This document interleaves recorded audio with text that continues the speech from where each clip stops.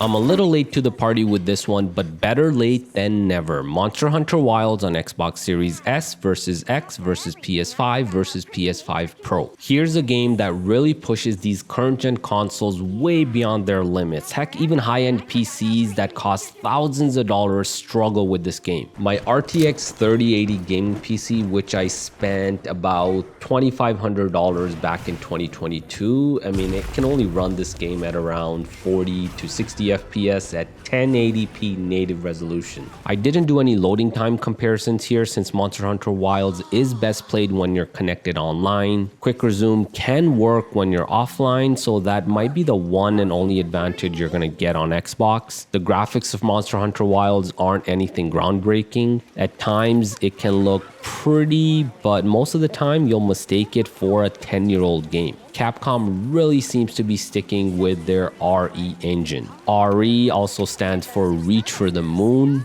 but with this game, RE engine comes nowhere close to touching the moon. Once you get over how bad this game looks and performs for a 2025 release, it's actually a decent experience. I've spent quite a few hours playing this game, and the progression can be a bit addictive. The world also seems massive with its open world feel. There's a fair bit of biomes and environments to explore, although the first two ecosystems, Windward Plains and Scarlet Forest, look the best. From there on out, the later ecosystems just aren't as pretty. There's also a fair bit of variety in terms of the monsters, and also a ton of playstyles and weapons as you would expect from a Monster Hunter game. This game can be a bit on the easy side, but that's just more inviting for casual and new players. The hardcore Monster Hunter player can focus on the end game, but there's one problem. The end game is almost non-existent for now. Hopefully that changes as we get more content and updates later on. Overall, I would give this game an 8 out of 10. Keep in mind though, I consider myself more of a casual player when it comes to this series, so take my score with a grain of salt if you're a die-hard Monster Hunter fan. Let's now look at the graphics and resolution on all four consoles, the Xbox Series S versus X versus PS5 versus PS5 Pro. This game has a lot of graphic settings. 3 graphic modes prioritize resolution, balance, and prioritize frame rate. You can then switch from 60Hz to 120Hz output and once again have the same 3 options. You can further cap the frame rate, and this is especially important for that 120Hz balance mode. That's a lot of different combinations. There's also a setting to turn motion blur on or off, since this game can get a bit blurry as it is. For all the captured footage I have, motion blur is turned off. Xbox Series S doesn't have the 3 different modes to select. There's just the one default. Series S runs between 720p and 1080p native and then upscales to 1440p using FSR. Prioritized resolution gives the best graphic details on the Xbox Series X, PS5, and PS5 Pro. With this, you're getting around 1600p native upscale to 4K on the Series X and PS5, while the PS5 Pro is a little higher, around 1700p native and upscales to 4K using PSSR. The Pro also gets ray trace lighting and shadows. I personally don't see any significant advantage from the ray tracing. The Pro also looks a bit more washed out compared to the Series X and PS5. So even though PSSR is being used here, I personally don't see a big advantage from Capcom utilizing this on the RE engine. Next up is balance mode. This is around 1240p native upscale to 4K on the Series X and PS5, while the Pro gets around 1400p native upscale to 4K using PSSR. Once again, Pro features ray tracing in balance mode as well. The last mode, favor frame rate or performance, is shown here, around 900p native upscale to 4K on the Series X and PS5, while the Pro is a bit better, almost 1080p at times, and upscales on the Pro once again done using PSSR. Overall, the difference I see here isn't huge. The PS5 Pro does look a bit sharper when you're playing, but you should have a large 4K OLED display to really notice those advantages. Let's not talk about the frame rate, the performance. The Xbox Series S has just the one default mode that runs around 30 FPS. There's times where it'll get above 30, but there's also times where the Series S struggles and runs in the mid 20s. So yeah, the performance of this game is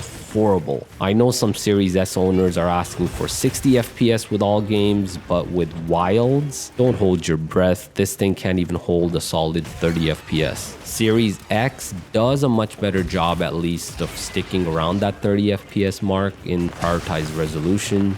There are some occasional dips to 29, but nothing as bad as what you'll see on the Series S. PS5 also runs prioritized resolution above 30, hovering between 31 and 34 FPS most of the time. PS5 Pro's shown here in prioritized resolution mode, and it also sticks around 30 FPS for the most part. Now, for everything I showed here, I did have the frame rate cap turned off because I wanted to kind of show the limits of each console. But if you want a more stable lock 30 FPS in prioritized resolution, you can lock that as well. Let's now look at balance mode, which targets around 40 FPS. Xbox Series X holds close to 40 most of the time, but there are times where you'll get some minor drops to 37 or 38 FPS. PS5 is shown here in balance mode, and that seems to do a little bit better compared to the Series X, a bit more stability, hovering between 39 and 41 FPS. PS5 Pro similar in balance mode to the regular console as well, hovering between 39 and 41 FPS. So I guess balance mode is a good trade-off between a decent frame rate and pretty much the best visuals.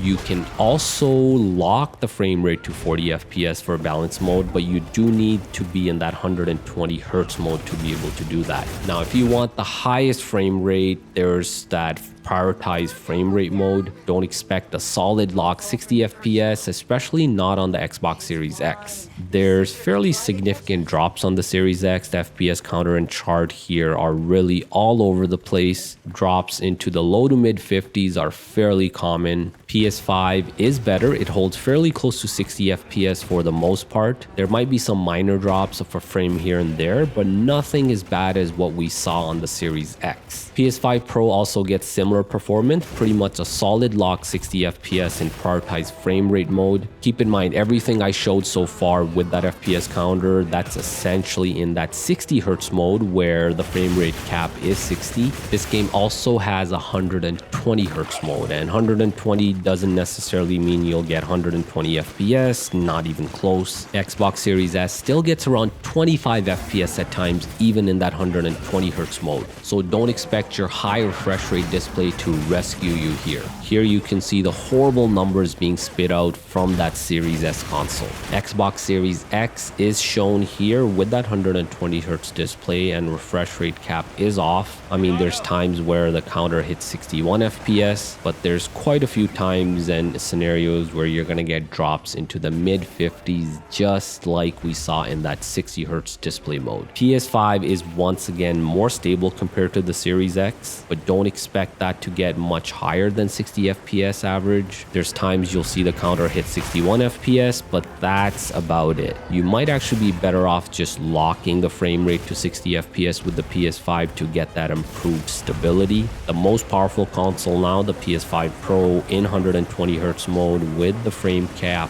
off, will get you the highest numbers. You can see the counter getting as high as 70 FPS at times. I mean, sure, it's nowhere close to 120, but I mean, you're not gonna really get that from this game. The Pro does hold above 60 FPS most of the time, so perhaps this is the one and only console where that 120 Hz mode without a frame rate cap makes some sense. But I personally would just lock the frame rate to 60 FPS to get that stable FPS counter. And that's what you need to know about Monster Hunter Wilds and how it runs on the Xbox Series S versus X versus PS5 versus PS5 Pro. For the rest of the video, I'm going to leave you with some more gameplay with that FPS counter shown. Now, I've been a little absent from my channel for the last couple of months. Let's just say life hit me hard and I didn't have enough time to make content. So I have a bit of a backlog of games and hardware. I'll be going back and covering over the next few weeks. It's going to attack.